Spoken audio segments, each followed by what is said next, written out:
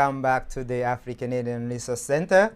As you know, right now it's Friday. We've just hit our month doing this. Actually, we did that on Wednesday, and for some reason, we forgot to celebrate. So just wanted to mention that we've been here every night for about 1 month, for over 1 month, 2 days over 1 month. And so we just wanted to, tap on our shoulder for a bit. And we thank you for always joining us. We've had a lot of feedback on Instagram, definitely people who follow us on Facebook, and obviously on YouTube. But we are still looking to push and to get to as many African Canadian organizations, individuals, businesses as possible, and communicate the message, make sure we cover them as far as COVID is concerned, but also understand the challenges and the visions that they have for their individual communities. And so with that, we just wanted to thank you for having been with us for the last month, and we ask that again you continue to share our links, our pages, let everybody know that we're still looking for more people from across the continent that we want to interview. Obviously, right now in Ontario, the measures have been sort of brought back down to the point where we cannot go into the locations as we were doing in the first couple of weeks, but we still want to be able to do interviews as we're doing every night. Tonight we have one, for example, we have an entire week next week booked, and we would like to have more people from different communities represented and let us know what they're doing, especially during COVID-19. Anyways, as we do every night, I just want to give you updates on what's going on in Ontario as far as COVID is concerned.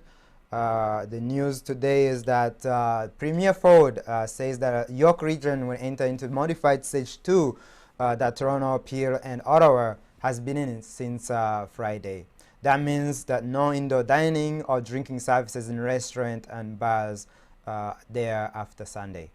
And then, of course, they're saying that Ontario reported another 712 cases of COVID-19 on Friday, that is today, as numbers of people in Ontario hospitalized with the confirmed cases of the illness continued its slow but steady climb.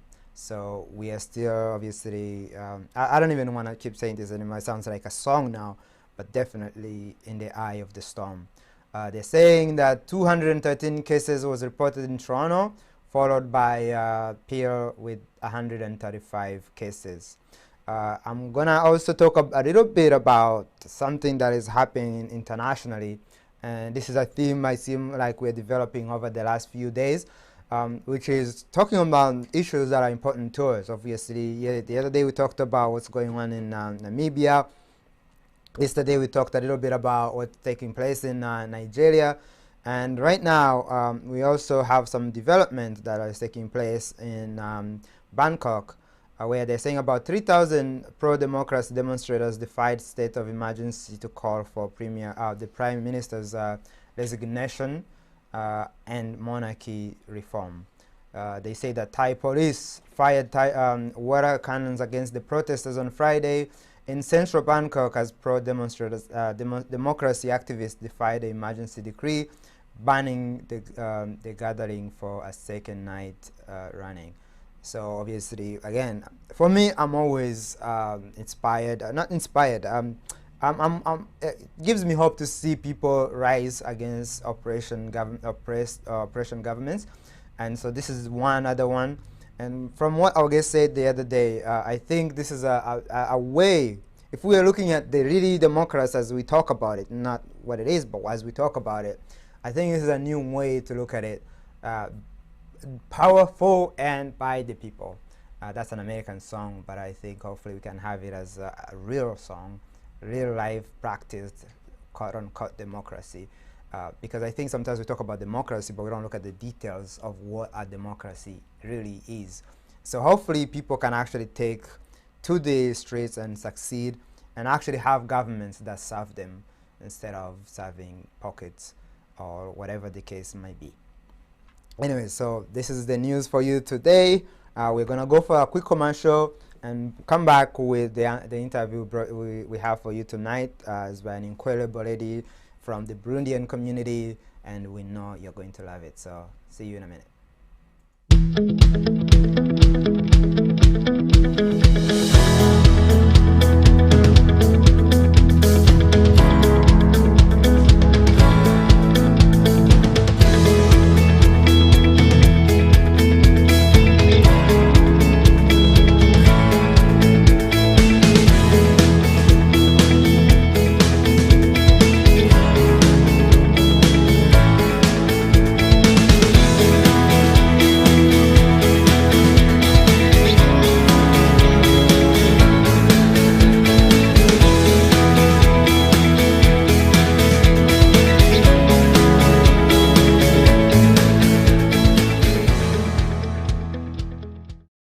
A message from the Government of Canada. Oh man, all right, welcome back. I was just in the middle of, let me tell the audience what I'm in the middle of. I'm in the middle of posting our show live on Facebook, and I'm like, wait, I just ran out of time. But that's the fun thing. Every time we go for commercial, we're always doing work. So anyways, that's what you found me doing. Anyways, what we're doing tonight is we're talking to Aline of the Burundian community. She has an organization called HAGURUKA, and they have done a lot of incredible work over the years, both back home and also here in Canada. And so today I caught up with her. We had an interview this morning, and we talked about that and so much more. And I wanted to bring that to you. But before we do, let's just first see a video from some of their galas that they run every year. This is how they fund their work. Of course, we are now looking to find a way to get organizations like this to actually have access to some of the funds that are available. But like for some of the organizations like hers, they are able to run year by year through their own communities. And so here goes the video.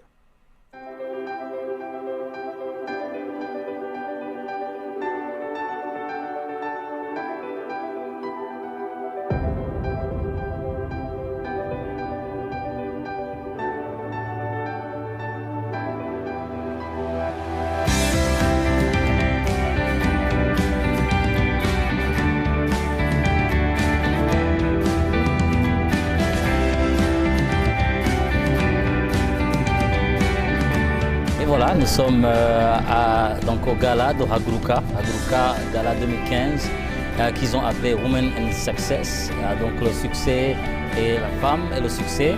Et donc c'est vraiment une occasion extraordinaire de supporter la femme burundaise, la femme africaine.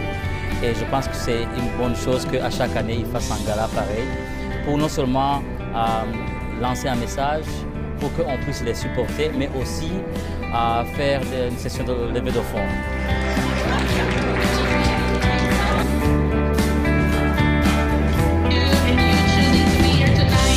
The reason I came to support this event is because this charity is very important for our growth in Burundi and for women to achieve what they want to achieve, and it's a great charity to be with.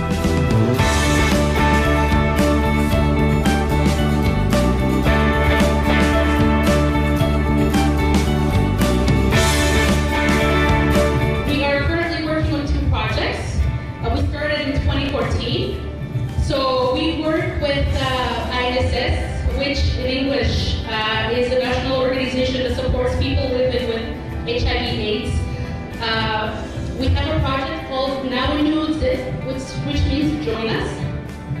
And it operates by giving small loans to women through solidarity groups. So this is something that many organizations on the ground are doing in Burundi. It seems to be really a best practice, and we know that microcredits can have their own challenges, but this seems to work. And the best model right now is to have solidarity groups, meaning women will come together as 5, 6, 8, 10 women and form a group and get a loan from one of the organizations that we work with for really a very small interest fee. We don't get any money back, but the money that gets collected afterwards gets reinvested in another cycle of loan and grants to help other women.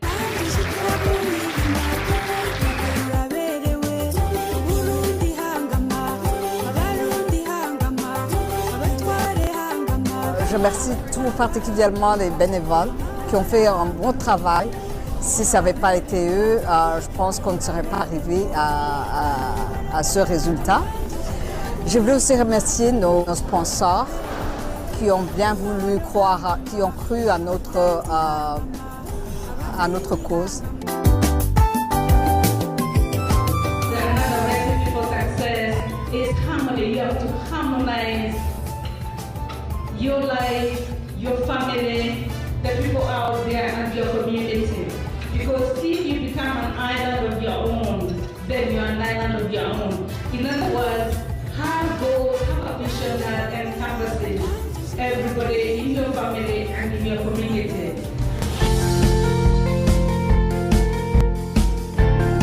Donc on célèbre la femme et le succès et je lance un message à tout le monde.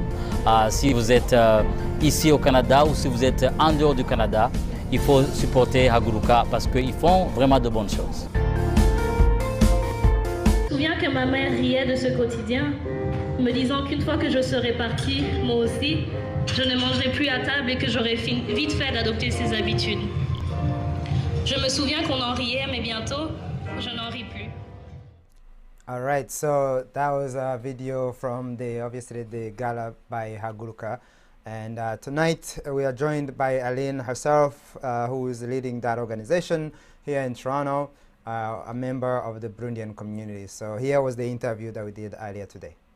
So Aline, thank you so much for joining us. We really appreciate you making the time. It's a bit early today, and of course during COVID, we plan to join you at your location and hope to visit, but because of COVID, we were not able to do so. Right now, obviously, our team is concerned, everybody's concerned, but still, we managed to have you on the call, and yeah, so welcome. Thank you, Kizito. It's a pleasure to be here. And I know it's we're all working within the constraints of the current pandemic. We're all in this together. Thank you for the invitation. Absolutely, and I'm looking forward to so much. I know we talked before about the work that you do in the community, but I would like for you to tell our audience, what do you do? Who is Aline? Yeah, my name is Aline Nizigama. I'm here in the capacity of my position with HAGURUKA, Burundian Women's Association. I'm the current president and executive lead. So I am, yeah, and it's an organization that's been around in Toronto. It's based in Toronto, in Ontario. It's a nonprofit organization since 2002. That's when it was incorporated. And I've been part of it since 2012. And yes, so it's a great group of women. And I'll get into some of the details of what we do, I guess, as the interview progresses. But yeah, it's a group of dynamic women that got together to really do something, act, as the name means. HAGURUKA in Kirundi, language Burundi, means get up and do something. And we really wanted to make sure we tap into the solidarity of the community to support the women who are still back home and are in great need socioeconomically, and also to just create a space for us here in Toronto as a diaspora to make sure we're still connected to the culture and to ourselves to see what we can do together. Amazing. You are going to have to forgive, and I'm asking the audience as well, you're going to have to forgive the noise in the background. We do have construction doing this interview at home. Yeah. But so you were involved with the organization since 2002, you said, right? 2012. And the organization has been... 2012, yeah. The organization was started in 2002. Yeah. Yes. So what got you to, obviously, how you've been working in the community, a lot of this work I know, right now you've been working as an organization. Do you have the capacity as an organization, or are you working as a volunteer? Yes, we are still currently working as volunteers. We don't, and we've been working for the last 3 years to try to get to a capacity where we can hope to get some staff and get paid staff through funding. And right now we are a membership-based organization, so meaning the members contribute financially monthly to get the basis of our funding. And that's how, and we also do fundraising activities. We used to have an event annually, which is not happening this year, where we really bring together the community, talk about our achievements, and also talk about our future plans, and then do some fundraising there. And then people sponsor us. We get a lot of donations that way, either targeting specific projects that we are doing in Burundi most of the time, or just general funding that we can use for our own enhancement and advancement. That's amazing. The reason why I asked that question from the beginning is because I wanted to know, because a lot of us are doing this work, and many of our African brothers and sisters do this work as volunteers. And so my question is, how are you able to go day by day doing all of this work? And like, what gives you the motivation and the courage to continue, not being able to get paid for it? What gives you that energy to keep going? Well, as I mean, it's, you can take people outside of their countries, but you can't take away sort of what that country means to them. And oftentimes, as immigrants to a new land that is generous enough to welcome us, you sort of become a dual or multiple citizen of the world. And so it's something that you carry with you. And it was a desire for me to feel like I was not only contributing to developing the community here, this country, and I'm currently residing in Canada, but also to sort of give back, because I grew up in Burundi. I left when I was about 17. And so it was just that desire to know that you are doing what you can to still help people who are still not able to help themselves. And I think it's something that many immigrants can relate to. And that was, yeah. And then you just do it because you can, because you have to do it. And so it's something that's beyond my own control. Some of us, including myself, yeah, I was gonna say, some of us, including myself, some of us, including myself, we get lost in in the experience being in Canada, and we sort of lose our culture. And so I'm asking you that because there was a period of time where I was not a part of the community, but now that I have been back and I'm working in the community, I know what you mean and I understand that. Maybe my next question to you is then, with all of that work that you're doing, obviously a lot of it is going directly to, some of it, I don't want to say a lot, some of it is going directly to the people back home. What is the programs that you have here in Canada, here in Toronto? Yeah, and just to touch upon something that you said, as you feel like you haven't always been connected to the community, I think it's something that we have to acknowledge, that we a lot of us, we bring a lot of trauma that we have to heal from, or to find a journey to recover from, to sort of find ourselves again, and to find a source, that funding, that foundation that makes us who we are, or that is a big part of who we are. And for many people, that journey is different. And so I'm glad that you were able to connect again, but it's not we're not always at the same starting block. And so I can understand that. And I know that it's something that I acknowledge in our work, that we really have to acknowledge that trauma that we bring with us, that actually shapes us in that beginning of the journey. And yeah, in terms of the work that we do here in Canada, we do this big cultural event where we really try to focus on bringing like a speaker that is highly regarded in the community or in the regional area where Burundi is. So it could be the Congo, it could be Rwanda, it could be Tanzania or Uganda. But sort of somebody that shares that common lived experience. And then we throw an event where we also showcase some of our cultural centerpieces. Like Burundians are really proud of their drumming. It's a powerful ritual that when you experience it, it just reconnects you with who you are and with your surroundings. And so we do that, and we dance, we eat, and we share the platform. We usually highlight a theme that's really meaningful that time. So we've done events on honoring refugee women. It's always centered on women, because that's what our raison d'être, our mission is. And but we do have a lot of support from men and in our community. And so we've done themes on economic empowerment, on health, on mental health. And so that's a big key of what we do.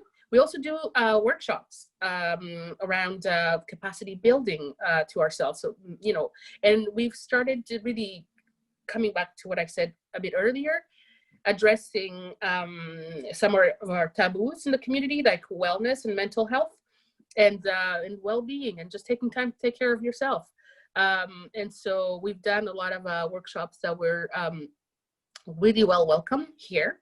And so we partner with community organizations here, much like the work that we do in Burundi, because we're not there. We partner with well-established organizations there that can identify what some of the issues are. Same here.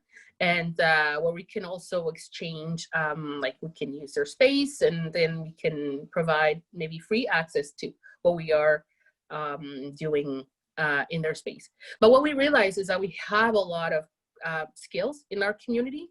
We have a lot of experience that we can share, and that's how we structure our workshop. So if you know something about financial literacy, or something about how to find employment, or how to find housing, or just taking care of yourself, going in nature, that's what we try to find a lead in our communities, and then structure some of those workshops and activities that way. And is that so now I'm thinking it's more like a mentorship on sort of at a higher level, where you bring people who know, and I can say, so how does that then, because obviously we're in COVID now, we've been in it for 6 months, how has that affected your work? How has the last 6 months been like for your organization? So that's meant that so we can't meet in person for sure. We used to have meetings every 2 months, I would say. We would meet in person. Otherwise, we would meet every few weeks electronically or on teleconference. So we haven't been able to do that. And like everybody, the first few months were a shock to all of us. We were just trying to survive, just being confined and not seeing the loved ones, and not touching anyone. So the first few months really set us a little bit back in our plans for the year. And so we've had to sort of pause and acknowledge the moment and say, okay, go take care of your families. We'll come back to the work when we can, but unfortunately that doesn't mean that the needs in the community stop, right? So we as we were doing that, we realized that they were, for example, a couple newcomer women that really needed support in like maybe accessing food, accessing housing, accessing childcare, or knowing about it, and just really connecting to services. And that's what we are finding out that our role could be here, because we know the community. We can go to the community and tell them about the services that we know exist here, and then just connect the two. But in the first few months, maybe for the first 3-4 months, we just really, all activities stopped, and we were trying to understand what was happening. But now that we know more, we sort of regrouped again, and so we are currently, because we are on the last year of our current strategic plan. So we decided, since we are all home and not able to connect and do activities together, we can at least work on our governance and on our documents that guide the work that we do. So we are partnering with a consultant at the moment to try to refresh our strategic plan. And we really want to take that moment to carve out an even bigger role for us here in Toronto is in terms of the work that we do. I would say in the past, we've done maybe 70% of the work we did was taking place in Burundi. Now we sort of want to do like a half and half, like maybe 50% of the work that we do here in Canada, or maybe more, if we're able to access funding, which I think we can. We've had a couple instances where we apply for funding to the government of Ontario, and we're able to access that. And so we're doing strategic planning, which really is about sitting down and thinking about what you're doing, how far you've come, and what are your dreams for the future. And that's where we are. And we're still supporting the women who are in need here, accessing just donations, accessing knowledge about where things are. I'm lucky to be closer to some of them, so that I can actually go there, of course, respecting COVID measures, COVID-19 measures, and like show around the neighborhood. Especially there are children involved, and I'm a mom. And I can show you where the parks are, show you where the grocery stores are, and simple things like even when you go to the grocery store, how do you make sense of like the prices, and all trust me, and Yeah, those are the things for me, for what I've noticed in the community. Those are the things that we sort of leave behind.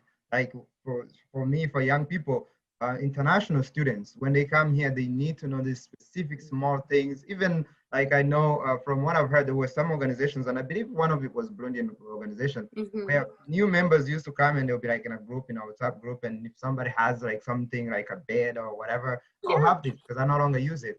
And I think those small things can go a long way for new people in Canada, because usually most people who come here, especially in Toronto, if they know nobody, they will end up in a shelter for like 3 months.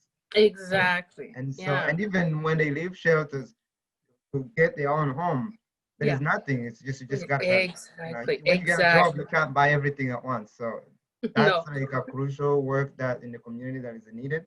And we don't have as many people doing that. So I really commend you for doing that. Yeah. My question maybe was more going to focus on, since your organization is mainly focused on women. I was having a guest yesterday, I think the day before yesterday, and we talked a little bit about women in general, violence against women. My question is maybe not mostly, is not focused on the violence part, but overall, how do you see women in 2020? How do you see the advancement of women? How much work do you think we still have to do as a society, especially in Africa? But now let's maybe focus more on the African continent, because I feel like we're not the farthest behind, because the Middle East is definitely behind us.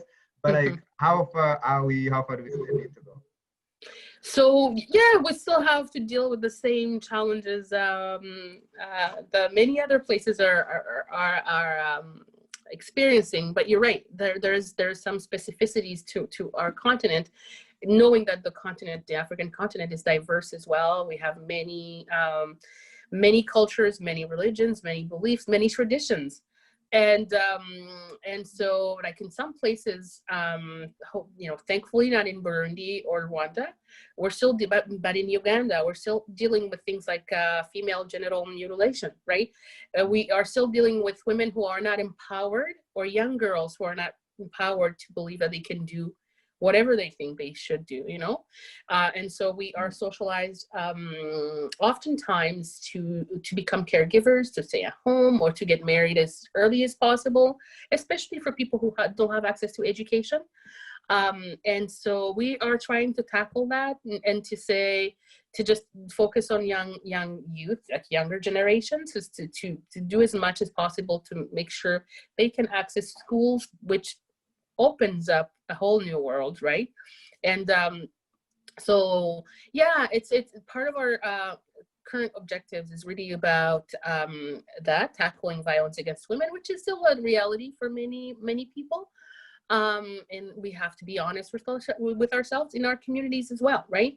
And culturally, and I think it's really everywhere, but especially in our African cultures, we're not, we don't do a good job at saying that you can talk about it. It's just usually you say, okay, hold it. It's part of, being married. There's a saying in Kirundi that says, Niko zubakwa. If you get beaten up, or if you get, just, don't worry, just keep it to yourself. Don't bring shame to the family. Right? And then many people die inside, or die, as a reality, as a result from that. So violence against women is still a big part of the work that we do, but also empowering them to know that they can do things. So in our group, for example, we have project managers, we have people who are mathematicians, we have women who are teachers, and we have project, like service managers, we have directors, and all of us are engaged in the community. So really, we believe we go from the natural understanding that women are often pillars in their communities, or if you support a woman, that impact is like it felt beyond, like it's felt in their families, it's felt in their communities. And then try to really focus on that. We also have an objective that is about engaging men and young and boys, because you can't really separate the two when you're trying to address many of these issues, and you have to do something that engages everyone, in finding solutions. And so that's something that we want to focus on more as the years come, to make sure we are all, like, we understand that we are all in this together. If women are able to achieve sort of an equality status to accessing everything that the men can, and we all benefit. And I like how you're saying that we need men as a part of the solutions, because what I think maybe the Me Too movement and some of the Western society have done is, especially in the Black community in America, they have sort of separated, if you notice, from what was before integration to now. Really, the Black family is sort of breaking down. And I feel like the more they want to find out to empower women, the more they actually want to take they want to cripple the men. And I feel like that doesn't really take us anywhere. Yeah, and go ahead. Yeah, and I mean, it's these situations are always complex, right? And sometimes when we're trying to call awareness on certain issues, like the Me Too movement, which is a real problem. The women are saying, listen to us, man, this is happening to a lot more many. But at the same time, when you're trying to find solutions, sometimes you exclude, and you don't always have a good way of including everyone. And so, no, I understand. But in the issue of the families that are breaking apart, is another complex one, which really builds on things like slavery and colonization, which would we're perpetuating some of the family separations realities that we had. Now we have the issue of the prison system. If we're talking about North America, which really targets Black men and men of color, Indigenous men and communities, and we really have to sort of claim that and make sure that as we try to raise awareness about some of the issues, we also empower everyone to try to bring everyone in a sort of a united way of approaching the same problems, because there are good people, right, of all genders. A coronavirus is a type of virus that can infect the respiratory tract, meaning the nose, mouth, throat, sinuses, or lungs. There are many types of coronaviruses, and most cause only mild illness, such as the common cold. But some coronaviruses can cause severe illness. The most likely way people can become infected is by droplets that contain the virus. These droplets carry the virus into the air and can enter through the nose, mouth, throat, and lungs of a person who is within 6 feet or 2 meters. The virus infects the lungs, causing the lungs to become inflamed. The alveolar sacs have to be healthy for the body to breathe in oxygen and breathe out carbon dioxide. Infection of the virus causes damage to the cells of the lungs and triggers an inflammatory reaction. Fever may develop. With severe inflammation, inflammatory fluid fills the lungs. This reduces the function of the alveoli, resulting in coughing and difficulty breathing. The oxygen level in the blood may decrease. In some people who become severely ill, other organs may be affected, such as the kidneys or the heart.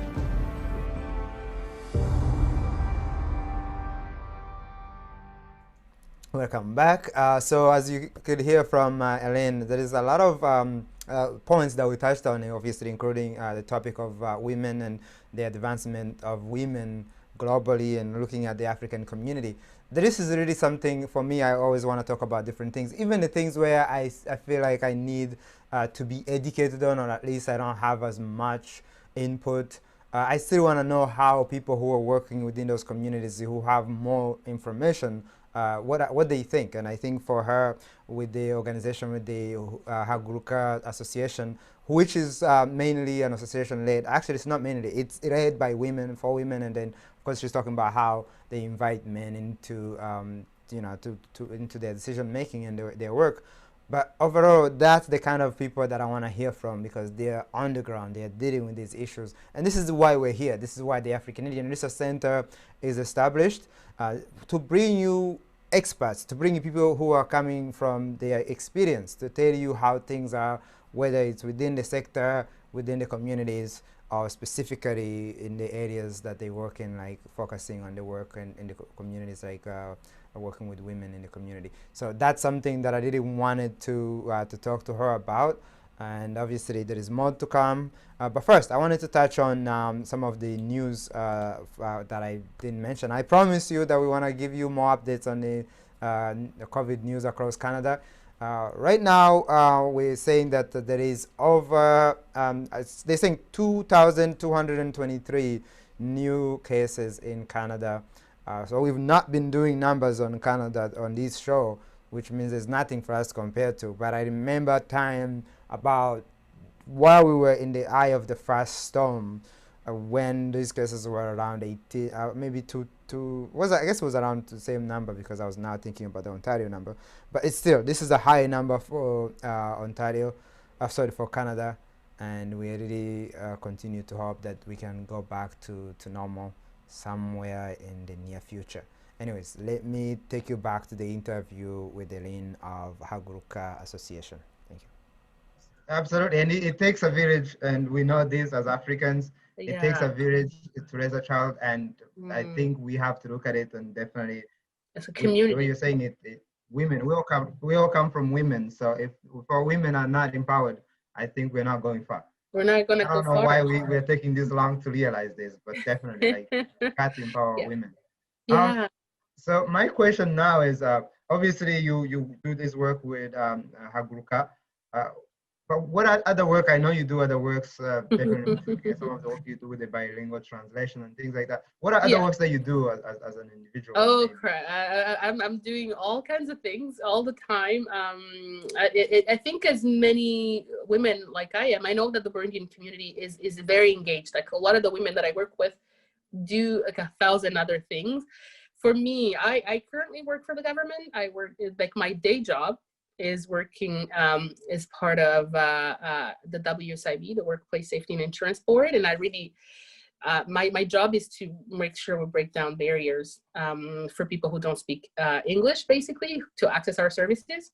And so, but I also, I'm chairing another nonprofit organization, their board of directors. It's called Margaret's Housing and Community Support Services. And it's been an eye-opening experience, really learning about the issue of homelessness and how it affects the Black communities, people of African descent, especially, and Indigenous people. We always have to remember that that's also part of a bigger issue here in Canada. So I've been part of that organization pretty much the same time I've been part of HAGURUKA since 2012, and making sure our focus is women with mental health and addiction issues, and having them access housing where we can also support them mentally and medically, and then all the other services that come with that. But I've been part of gender inclusion initiatives. I've been on the board of my son's daycare.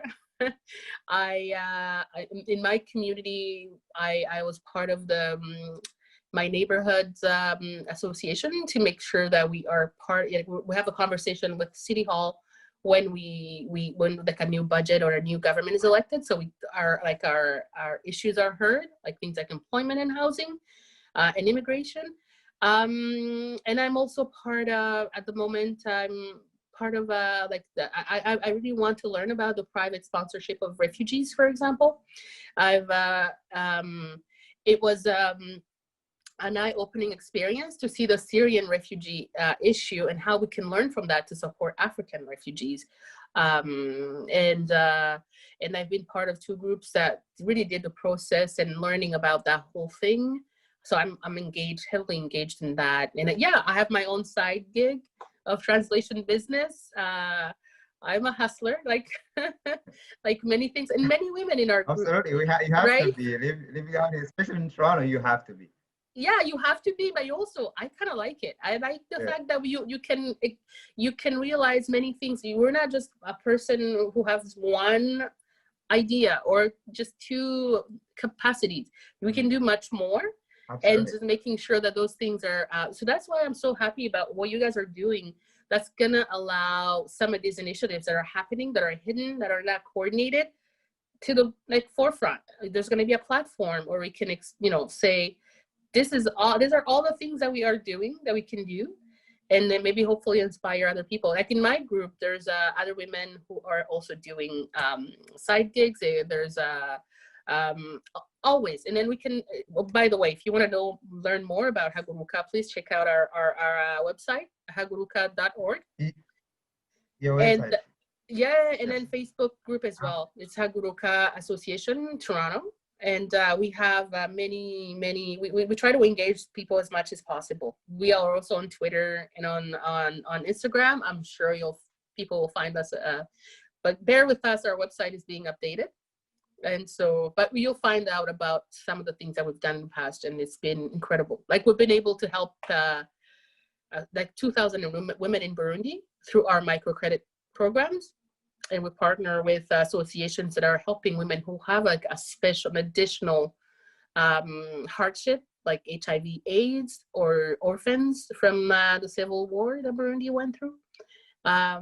Anyways, but yeah, we doing a million things is the reality for many people. No, that's amazing. And I think, as you said, with the AfriCanadian Resource Center, that's what we're trying to do. We want to make sure that every bit of whatever that is available within the Canadian community that is by African Canadians, that we can actually point to it, so people can actually go say, okay, you know what, I want this or I need this, and they can find you, whether it's on the website or just in the community.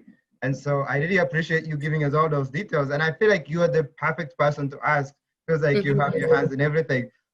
Going back to your community, the Burundian community, how is the Burundian community doing overall as a but also maybe during COVID, if you have any information about that? Yeah, I mean, we from what I know is that through my organization is that some people were affected by unemployment, but overall, because as many of us are bilingual and we work for the government, many of us have been spared, and we are able to retain our jobs. But still have just know people who have been affected by the crisis, and just that social isolation that comes with this pandemic. And as you know, we're sort of Africans, we're social creatures, we're social or overly social, so we need to get together and dance and drink and talk and laugh together. We haven't been able to do that. Like attending you're the second person who told me like the issue, and I never thought about it, because I was telling the other lady, I'm like, I'm an introvert, so I don't really care about social like gathering. She was like, no, we need like that hug, we need that, all of that, and I'm like, oh, you know what? Yeah, exactly. And even for me, I was like, this is too much. Like, I really need to be out there. So no, at the beginning we were like, oh, maybe we needed this. Maybe we needed to disconnect and be by ourselves. But now we're saying, okay, this is too much. We can't, this is gonna create some another trauma. We already have enough trauma, so we don't want to add to it. Yeah. Exactly. That we have to heal from. Like we're gonna have to relearn how to live together in society, how to live with other people, and this community has been affected just like a lot of the other communities. But I know that it's a very resilient community. Like by the things that we've lived in the past, and we recovered from. It's a very resilient community, and we're still out there trying to help each other. And I know that in our community, we've been sharing some of the resources that became available to like associations with like Africans or people of African descent. There's been a lot of that work, unfortunately, as a result of what was happening in the US and in Canada in terms of racism, anti-Black racism, and what to do about that, right? And then realizing that there's a lot of funding needed to support organizations that are trying to change that reality.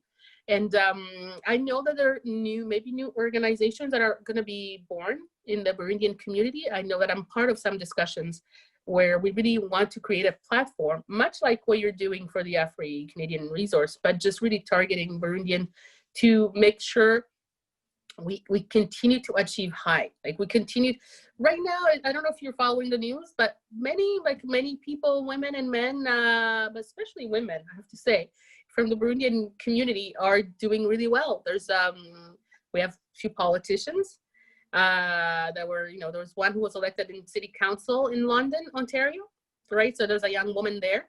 And her name is Ariel Kayabaga. Just follow her. She's doing amazing things. Okay, I think we have I've seen.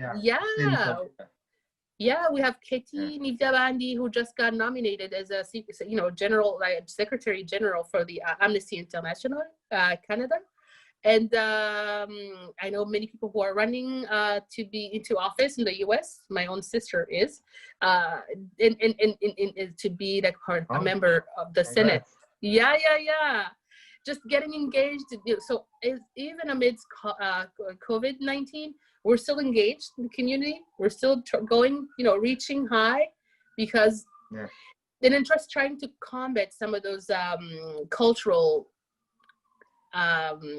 beliefs that that maybe there's a limit to what we can achieve, or we've been told that that's it. If you get into a good government job, you're good. But no, you can keep going, going for those leadership positions, going for those. So that's what this group that's being created is trying to do. And but maybe you'll hear more about it when it's all done. Absolutely, I definitely want to, because another thing, and maybe it's more of a personal goal, is really I want to see us build legacies. I think a lot of us come here, like you say, we get a good job and we chill, but like when you pass on, that job goes with you. If you build something, like if you're a leader in a legacy, you help to shape the policies. Now you're giving something back to Canada, but also to us as a people. So when you leave a building, when you leave something like policies, that we can build on. But a job that you build and you build your own family, that goes with you. So I really would look forward to seeing that. And I want to see more of that in every community if it's possible, because that makes it easy for us to actually like reach. Absolutely. And by the way, the other thing too, the other thing we could look at also is when you apply, when you're looking for funding, think about creating clusters and reaching out to organizations like the Red Cross and the United Way and whatever that's giving funds, and say, you know what, as individual companies, we're not, organizations, we're not there yet, but can you give us funds as a cluster, and then go through a trustee? You can actually, we were able to do that for our community. We're still going through the process for a second phase, but we can definitely do that. And so that's something to think about doing, bringing together, especially if you have different associations. If you trust them, you know they're going to do the job, do that. You're right. That's not something that it's because we still work in isolation and try to do things and we don't get anywhere. And that's something that keeps us behind. And you're absolutely right. That's something that we need to do better. And I'm going to be working on that to make sure we are tapping into that, because that's a strength. Like you gain more strength when you work in that in that kind of structure, and you have a little bit of experience in this. So I'm listening. And please do let us know, because we've been, some of what we're trying to do is that, so we worked with the Rwandan community, but we want to reach out to the East African community and the African community and see who we can work with and help them access funds as well. So let us know if you have anything. When the second round comes along, we will let you know as well. Please do. Yes. Because we want you, you're already doing the work, so why not actually get the funding? And that's what the government is trying to do, really, to actually put the money in the hands of the people that are already doing the work. So and some of these organizations, like we are realizing with HAGURUKA, is that you don't actually advance unless you get out of what you used to doing every day. So you got to get out of that model, and then like joining clusters, like that will be something even more like different for us in this time around. We've always favored partnerships and collaborations, but this will be something else, like a step forward, because we have big dreams, as you can imagine. We have big dreams of creating a lasting impact, like a legacy in these communities that we're living, something that we can leave for the future generations, right? And so that's definitely one way to do it, and we're working on that for sure. Yeah, and I feel like you've answered my question, which was going to be my last question, which is, where do we go from here? Looking forward, and definitely I want you to add a little bit to that. Where do we go? Where does HAGURUKA go as an organization? What is the goal looking forward, of course, beyond COVID, because during COVID, we are doing what we can. Really, our we have big dreams. We're not going to lie about it, and that's something that we want to channel in like how we are thinking strategically how to achieve that, because you always have to do things incrementally, right?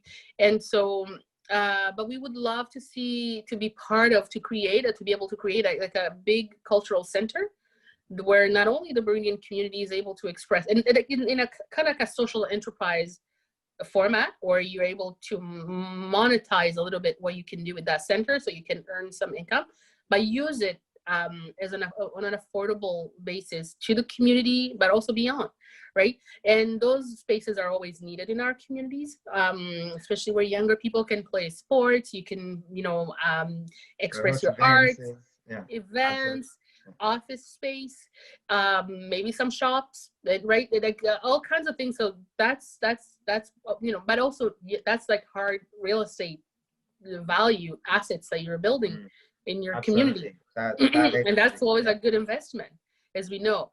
So we have that, and we want to reach more. Right now we have we're in Toronto, but we've gotten people reaching out to us from Montreal, from Ottawa, wherever we have the Burundian community. We're all over the place in Canada, Calgary, saying, maybe we would love what you guys are doing. Can we start something here? So we can become like a chapter, like an Ottawa chapter, maybe like Montreal. Yeah. And we haven't been able to basically achieve that, because it's a structure that's bigger than how we're right now currently organized, because that's a bigger source of funding. If we're thinking membership, it's people contributing, and people always want to contribute. When we talk about some of the stories of the women that we help here or there, or the families that we help here, people just want to support the work that we do. So we want to be able to make sure that's happening across Canada and maybe beyond. Who knows? No, If that's the model works. Amazing. And I think you are on the way, honestly, like looking at many of the organizations we have and the work they do. And I've spoken to you, so I'm not just speaking from what you told us during this interview, but overall, you are on the way, because one, key is the membership. Having a membership that can actually contribute. Yeah. There's not that many organizations that are able to do that. No, and that's So it's a key. It's a crucial aspect of sustainability. Being able to sustain yourself, right? Self-sufficiency is key in a way, globally. Self-sufficiency is or at least diversify. And then you can get all these other programs. You can get all these other programs funded by the government, because it's their responsibility as well. But like, you're doing the basic, the need in order to function, to go from A to B. You don't need you don't need those funds to be there for you to actually do your work. So, so thanks for the encouragement. That's amazing, and I do look forward to seeing what you do through HAGURUKA, but also in the Burundian community. I really want to explore more about the community, as I'm doing with all these African Canadian communities. And we look forward to seeing your work. And maybe remind us again, where do we find your work? I know you say Facebook, and give us we have a website. Yeah, we have a website right now, haguruka.org. Easy. And it'll link to our other social media platforms. And if you go there, you can find out about some of the things that we did. In Facebook, we'll put pictures and events that we've done, and uplifting other people's work and achievements in our community here and beyond. We really want to capitalize on the fact that we are a grassroots organization. We understand we came because we wanted to get together and do something. So it really started from our and internally from us, and that's always powerful. And we sort of want to inspire other people to do the same kind of work, but also get inspired. So I can't wait to see what this project of yours becomes to, and I think it's a need that's out there, and we can definitely contribute and participate. So don't hesitate to reach out to us. No, absolutely, and we will, because I mean, this is we're only a month into the project. We are still working on the platform, so when everything, we'll reach out in many ways, however way we can, because again, well, the other reason is we're looking for people like you with the resources, with the skills. So we know what you're capable of. If we need that, we're gonna definitely reach out to you. But we want to thank you, Aline, for joining us today, and I wish you all the best. Thank you. I'm sure we'll talk some more. I'm here anytime. Absolutely. But thank you to everybody who's listening. And if you have any questions, we're responsive.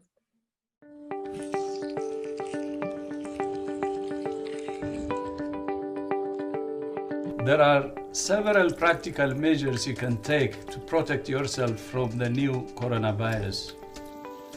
One of the most important is regular, safe and effective hand hygiene, using soap and water or alcohol-based hand rub. Here are the steps recommended by WHO to follow.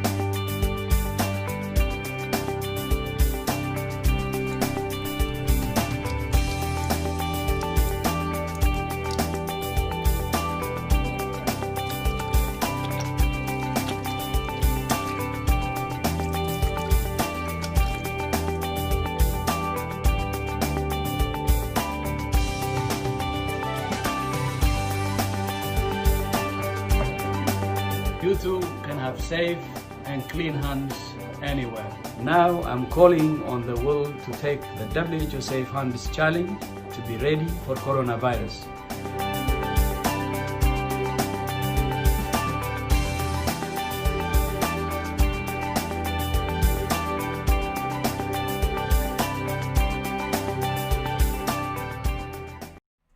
All right, we thank Aline for joining us. So like I told you earlier, I spoke to her this morning, and we try to do this. We do an interview every day, and obviously because of COVID, we're not able to go to the location, and we hope to go back to resume that. We will see what happens in the next month or so. But in the meantime, we're busy. We'll be creating different contents, trying to reach out to as many African organizations as possible, and also to learn more about what are the resources that we're going to be able to bring to you once our platform is ready. Before I end tonight, I just wanted to remind everybody that obviously we're going through a hard time. I don't have to say that, you know that. But also to remain positive through everything that we go through. I know we go through personal challenges, we go through different challenges in life. But one thing I know for sure is that when you remain positive, when you know that tomorrow is better than today, or if your today is better, that tomorrow is even greater, you know your life is much easier, you're carrying on less weight. And so I want you to remember, whether you're facing a health challenge, whether you're facing a community challenge, or whatever you're going through, that tomorrow is much better. And as we always say, anything you're going through will pass. Anyways, I wish you a good weekend. Enjoy it. Keep washing your hands, keep the distance, and stay safe. Peace.